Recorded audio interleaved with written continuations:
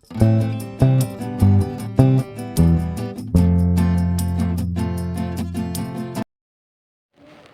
Friends, good morning. কেমন আছো তোমরা সবাই? আশা করছি তোমরা সবাই ভালো আছো। আমরাও কিন্তু বেশ ভালোই আছি।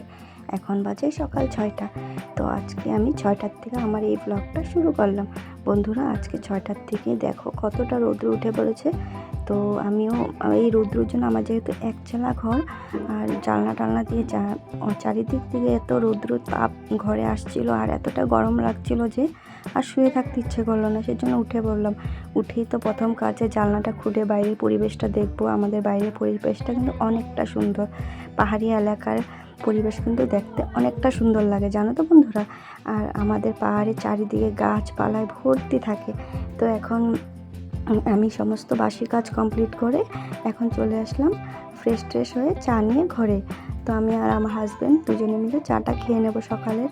তারপর জানো তো বন্ধুরা, আজকে সকালে রান্নাটা সেরে নেব, যেহেতু গরম পড়েছে। গরমের সময় না সকাল যদি রান্নাটা করে নেওয়া যায়, তারপরে যদি আমরা ঘরের কাজটা করি, তাহলে কিন্তু অনেকটাই ভালো লাগে। সকাল তো অতটাও গরম থাকে না, মানে থাকে কিন্তু অতটাও না।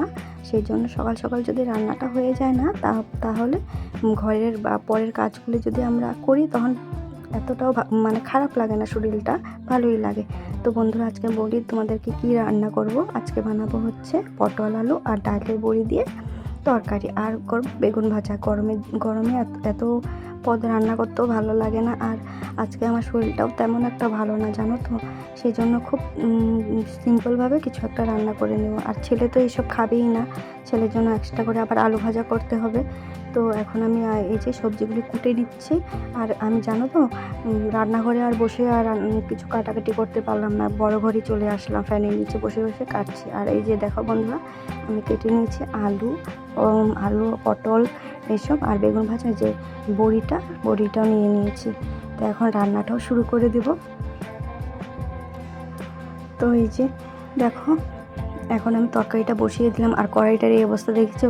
অ্যাকচুয়ালি কী করতো, আলু আর পটলগুলি তো আমি আগে ভেজে নিয়েছি, তারপরে বেগুন ভাজা করলাম, তারপরে ছেলের জন্য আবার আলু ভাজলাম, সেজন্য কড়াইটা এরকম লাল হয়ে গেছে। তো এখন আমি তরকারিটা সম্বার দিয়ে নিচ্ছি, তেজপাতা আর জিরে এই দিয়ে তরকারিটা সম্বার দিলাম। তারপরে যে জিরে গুঁড়ো, লঙ্কা গুঁড়ো, হলুদ সব একটা বাটিতে জল দিয়ে গুলে রেখেছিলাম, সেই মশলাটাও দিয়ে দিলাম। এখন আর দিয়ে ভালো করে কষাবো।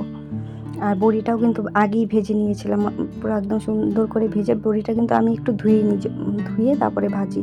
হালকাভাবে ধুই, যাতে বড়িগুলি যাতে না গলে যায় বা না ভেঙে যায়, সেইভাবেই আর কি ভাজাটা আমি করি।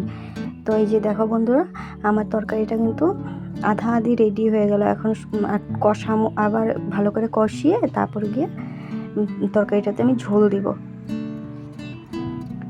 তো হয়ে গেল আমার রান্না। এই যে দেখো, আর এরকম নিরামিষ কিন্তু বান্না অতটাও খারাপ লাগে না গরমের দিনে। এত মাছ মাংসর থেকে এরকম যদি নিরামিষ আমরা হালকা পাতলা খেতে পারি, তাহলে কিন্তু আমাদের কোনো রকম সমস্যা হয় না, ভালোই লাগে। আর এরকম তরকারি খেতে তো ভালোই লাগে, একটু যদি ভালো হয়, টেস্টি করে রান্না যায়, তাহলে কিন্তু ভালোই লাগে। তো বন্ধুরা, আমার তোমাদের সাথে কথা বলতে আমার দেখো তরকারিটা রেডি হয়ে গেল। আর দেখো কালারটা কেমন এসেছে, আর খেতেও ভালোই হয়েছিল। আর এখন আমি তরকারিটা ঢেলে নেবো একটা পাত্রে। ঢেলে রান্নাঘরে এখন যা রান্না করেছি সব বাসন টাসনগুলি বের করে নেব। এগুলি বাসন তো ধুতে হবে, আর কড়াইটা আজকে ভালো করে মাজতে হবে। কিভাবে লাল হয়ে গেছে, একদম ভালো দেখতে, একদম বাজে লাগছে। সেই জন্য সব বাসন টাসন আমি এখন বের করে নেব, নিয়ে বাসন ধোয়ার জায়গায় রেখে আসবো। এখন আর মাজবো না, আগে করবো হচ্ছে বড় ঘরের কাজ। আর রান্নাঘরের গ্যাস ট্যাস মুছে টুছে বাসন টাসন বের করে সব কিছু রেখে আসবো। এগুলি একদম যখন স্নান করব, স্নানের টাইমে বাসন মাজামাজিটা করে নেব। আগে করব হচ্ছে আমার ঘর দুয়ারগুলি পরিষ্কার, যেহেতু এত টাইম কিছুই করতে পারিনি, শুধু বিছানাটাই গুছিয়েছিলাম। সেই জন্য আর কি ঘর দুয়ারগুলি মুছামুছি করাই হয়নি আজকে। তো এখন চলে আসলাম আমি ঘর দুয়ারগুলি মুছামুছি করতে। তো বন্ধুরা, এখন আমি ঘর দুয়ারগুলি মুছে ঘরের যে জিনিসগুলি আছে সেগুলি যদি না মুছে একবারে ধুলো ধুলো ধুলো ধুলো হয়ে যায়, জানো তো বন্ধুরা। আর প্রতিদিনই চেষ্টা করি যে আমি একটু একটু হলেও মোছামুছি করে রাখার জন্য। মোছামুছি করলে ভালোও লাগে, স্নানের পরে যদি এসে দেখি সব কিছু আমার পরিষ্কার পরিচ্ছন্ন, তখন অনেকটা ভালো লাগে।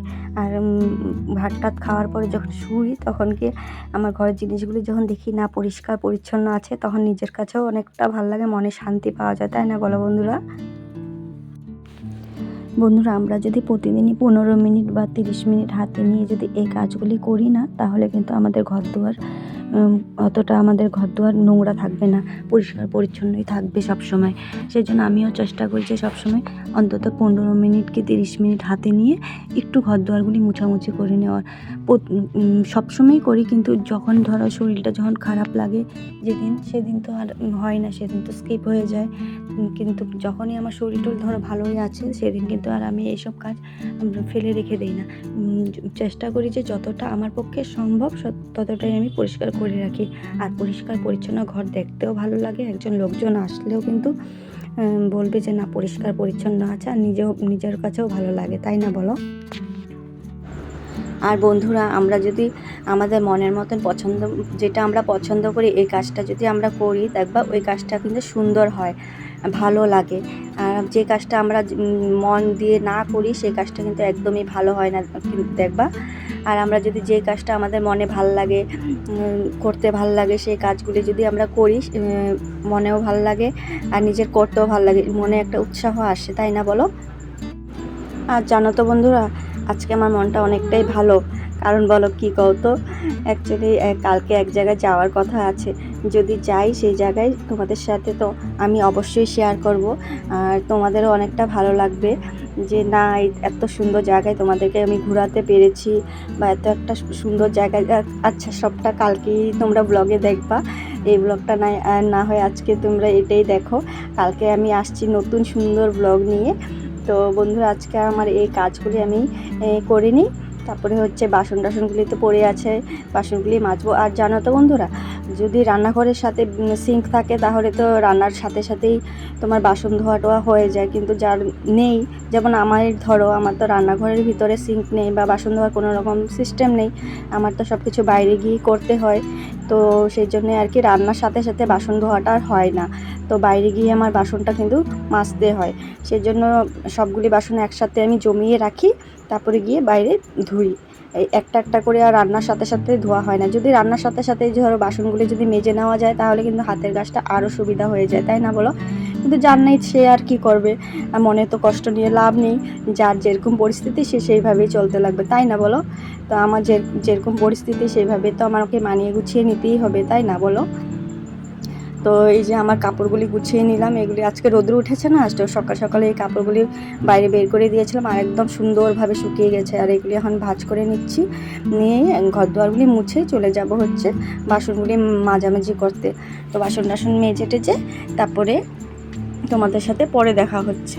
এই যে আমি বাসনগুলি মাজতে এসে পড়েছে। আর কোনো রকম কলেরও তো সিস্টেম নেই, বালতিতে বাসন নিয়ে নিয়ে মাজতে হবে।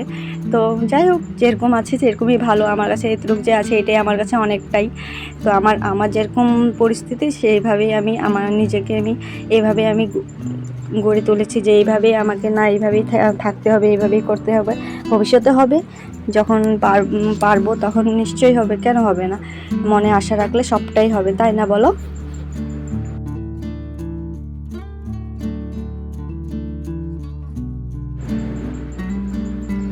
যে এখন এই বাসনগুলি মাঝামাঝি করে তারপরে গিয়ে একটু কাছাকাছি করে পরে স্নানটাও সারবো। তারপরে হলে ছেলেকে আবার খাওয়াবো, খাইয়ে দাইয়ে ওকে ঘুম পাড়াবো।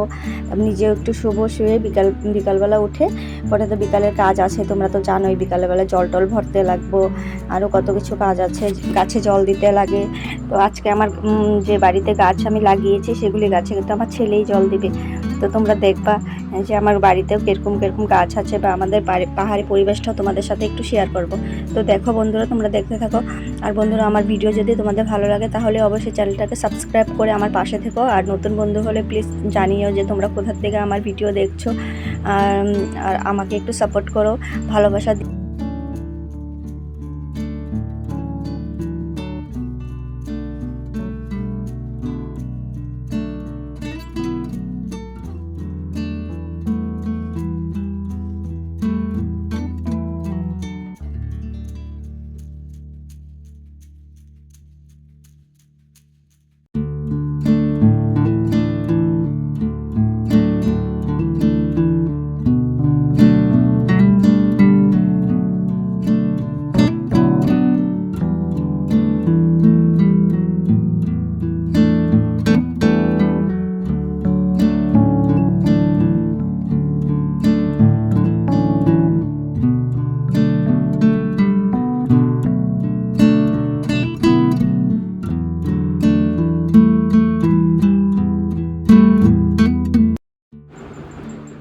শুভ বিকাল বন্ধুরা, এখন বাজে বিকেল 5:30টার মতন। তো আমি আর আমার ছেলে উঠে পড়েছে। ছেলে আগেই উঠেছিল, উঠে ও বল ব্যাট খেলতেছিল।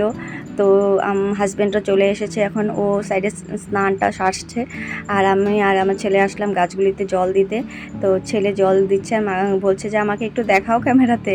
তো এই যে দেখো আমাদের পাহাড়ি পরিবেশ, দেখো চারিদিকে কতটা গাছ, আর আমাদের সিঁড়ি দেখো এখানে কতটাগুলি সিঁড়ি, কত 42টা সিঁড়ি। আমরা কিন্তু 42টা সিঁড়ি পেরিয়ে আমাদের রাস্তায় যেতে হয়, আর 42টা সিঁড়ি নেমেই কিন্তু আমাদের বাড়ি। তো দেখো, আর সিঁড়িগুলি দেখছো কতটা চড়া চড়া আর অনেক উঁচা উঁচা কিন্তু। আর এই যে আমাদের সিঁড়িগুলি কতটা সুন্দর, আর চারিদিকে কিন্তু অনেকটা গাছ টাছ ভর্তি, পাহাড়ি পরিবেশ না, অনেকটা সুন্দর হয়, অনেকটা ভালো লাগে থাকতে। পাখির আওয়াজ, তারপরে হচ্ছে কত রকম পাখি যাচ্ছে, এইসবের আওয়াজ অনেকটা ভালো লাগে কিন্তু। এই যে গাছগুলি দেখেছো, আর একটা জিনিস দেখাবো তোমাদেরকে, দাঁড়াও।